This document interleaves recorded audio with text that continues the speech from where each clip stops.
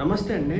విజయ్ కంట పవన్ కళ్యాణ్ గారు ఫోన్ చేశారట. మరి ఈ మహానుభావులకి ఎవడు చెప్పాడు నాకైతే తెలియదు కానీ సోషల్ మీడియాలో గట్టిగా తిప్పుతా ఉన్నారు. పవన్ కళ్యాణ్ అట విజయ్తో ఈ విధంగా అన్నాడట, నువ్వు ఇప్పుడే రాజకీయాల్లోకి వచ్చావు, రాజకీయాల్లో ఇమడలేవు, అందుకే ఏఐడిఎంకేతో పొత్తు పెట్టుకొని వెళ్ళు, గెలిపించు, నీకు డిప్యూటీ సీఎం ఇస్తారు అని చెప్పేసి పవన్ కళ్యాణ్ విజయ్కి సలహా ఇచ్చాడట, సూచనలు చేశాడట. నిజంగా ఏ చెప్పుతో కొట్టాలో నాకైతే అర్థం కావట్లేదు ఈ వ్యక్తులు. పవన్ కళ్యాణ్ గారు ఎక్కడ కూడా బయటికి చెప్పలా ఈ సలహా ఇచ్చినట్టు.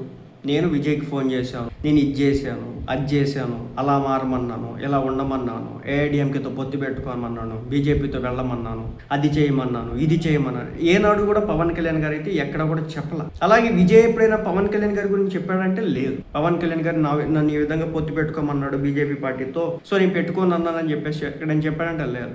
కేవలం ఒక ప్రోపగాండా సృష్టించి నిన్నటి నుంచి అసలు పచ్చి అబద్ధాలని ప్రచారం చేస్తున్నటువంటి పరిస్థితి మనం. కానీ జనసేన నుంచి ఆ స్థాయిలో కౌంటర్ ఉన్నటువంటి ఈ సోషల్ మీడియా దిక్కుమాలిన పంచాయతీలకు కూడా కౌంటర్లు ఇవ్వాలా?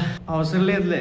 ఎందుకంటే ఇవి గాలికి పోయే మాటలు. కేవలం జనసైనికుల్ని రెచ్చగొట్టి ఒక రకమైనటువంటి అట్మాస్ఫియర్ క్రియేట్ చేసేటువంటి ప్రయత్నం అయితే చేస్తున్నారు. పవన్ కళ్యాణ్ అట విజయ్కి సలహాలు ఇచ్చాడట, విజయ్ లెఫ్ట్ లెగ్తో తన్నాడట. నిజం చెప్తున్నా, చెప్పించు కొట్టాలి ఒక్కొక్కరిని ఇలాంటి పనికిమాలిన రాతలు రాస్తే.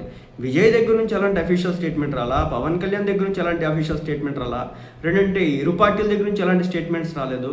కానీ ఈ పనికిమాలిన వ్యక్తులు మాత్రం ఇలాంటివి మాత్రం ప్రచారం చేస్తూ ఉంటారు.